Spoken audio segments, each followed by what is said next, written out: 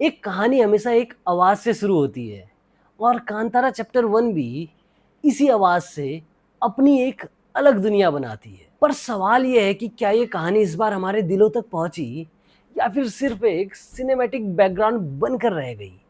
आइए इसका पता लगाते हैं। हेलो दोस्तों, मैं हूँ भुवन और आपका स्वागत है स्पॉइलर मूवीज़ में।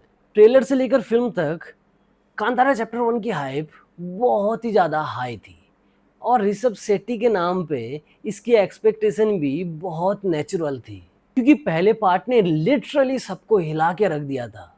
उसकी रॉनेस, उसकी दैत्य कथाएं, उसकी स्पिरिचुअलिटी, सब कुछ एकदम टॉप नॉच था, जो सभी के दिलों को छू गया था। लेकिन इस बार ऑनेस्टली मुझे वो मैजिक उतना स्ट्रॉन्ग फील नहीं हुआ।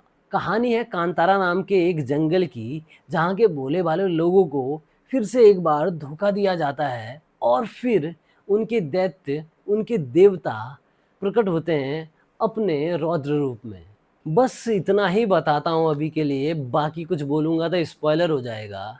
हाँ, कांतारा चैप्टर 1 को देखने के लिए आपको पुरानी कांतारा देखने की ज़रूरत नहीं है मेरे हिसाब से, क्योंकि कुछ ख़ास कनेक्शन नहीं है दोनों के बीच में। ऐसा कुछ नहीं है कि आपने अगर पहला पार्ट नहीं देखा तो कुछ मिस हो जाएगा।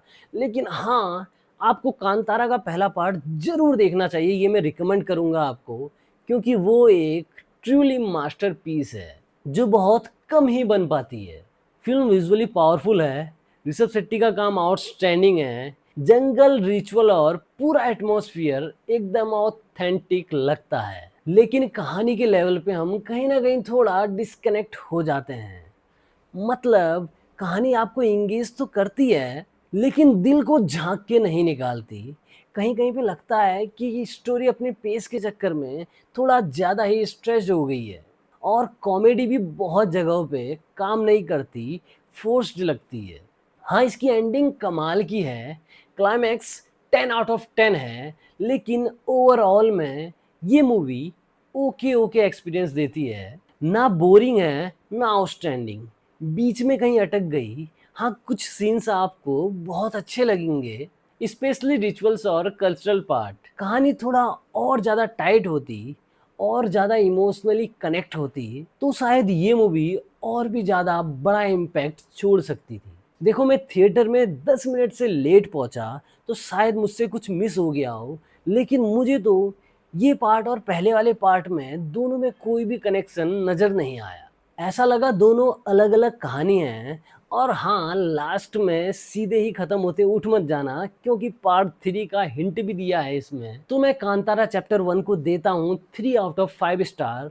मेरी तरफ से कांतारा चैप्टर 1 एक मिक्स्ड बैग है। एक तरफ ऑथेंटिसिटी और कल्चर और दूसरी तरफ एवरेज स्टोरी टेलिंग। अगर आपने कांतारा 1 देखी है तो ये आपको थोड़ा कम ही लगेगी, लेकिन अगर आपने कुछ भी नहीं देखी तो ये आपको पसंद ज़रूर आएगी।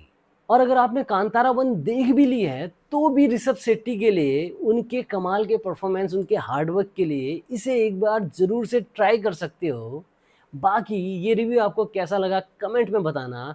आपने मूवी देखी है या नहीं ये भी लिखना, या देखने वाले हो या नहीं ये भी बताना। बाकी मैं मिलता हूँ आपको बहुत जल्द किसी नए रिव्यू के साथ। तब तक के लिए बाय बाय।